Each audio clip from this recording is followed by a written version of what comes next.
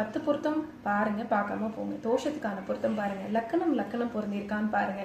இது எல்லாமே சொல்லிட்டு அவங்களுக்கு ஒரு சிறிய நாகதோஷத்துக்கான பரிகாரமும் சொல்லி அனுப்பி வைக்கப்பட்டது. ஸோ எதற்காக இது ஒரு முக்கியமான விஷயமா நான் சொல்றேன் அப்படின்னா, இந்த மாதிரியாக ஏற்பட்டப்பட்ட திருமணங்கள் நம்ம இன்னமும் சமூகத்துல பல சிக்கல்களை இப்ப ரீசெண்டா திருப்பூர்ல நடந்த கேஸ்ல இருந்து சிறிது காலம் முன்னாடி நார்த் இந்தியாவில் ஒரு பெண் வந்து தற்கொலையா கொலையான்னு இன்னுமே அதை வந்து நம்ம சரியா பார்க்க முடியல. அந்த அளவுக்கு அந்த பெண்ணுக்கு சிக்கல் எல்லாமே வரதுக்கு காரணம் நம்ம பேசிக்கா ஒரு 10 பொருத்தத்தை பார்த்துட்டு திருமணம் பண்ணி கொடுத்துறது தான். நான் வந்து மோஸ்ட்லி பெண்களுக்கு ஆதரவா பேசக்கூடிய ஆள் தான். ஏன்னா இன்னமும் பெண்கள் வந்து கஷ்டப்பட்டுட்டு தான் இருக்காங்க.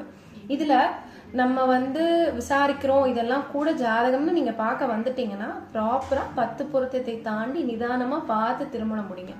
அது ஆணுக்கும் பெண்ணுக்கும் பிரச்சனை இல்லாமல் திருமணம் அமைந்து அவங்க வாழ வேணுங்கிறது ரொம்ப ரொம்ப அவசியம்.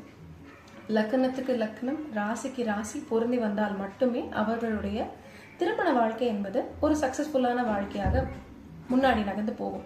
ஸோ அதை மீறி நம்ம இந்த 10 பொருத்தம் பார்க்க நிஜமாவே சொல்றோம், நாங்கள் தேவையே கிடையாது. நீங்க இன்னைக்கு வெப்சைட்ல போட்டீங்கன்னா நிறைய வெப்சைட்ஸ் இருக்கு, புஸ்தகங்கள் இருக்கு. இந்த நட்சத்திரத்துக்கு இந்த நட்சத்திரம் எவ்வளவு பொருத்தம் இல்லை, ஏன் பொருந்தது அந்த 10 பொருத்தம்லாம் புக்கிலேயே வந்துருது.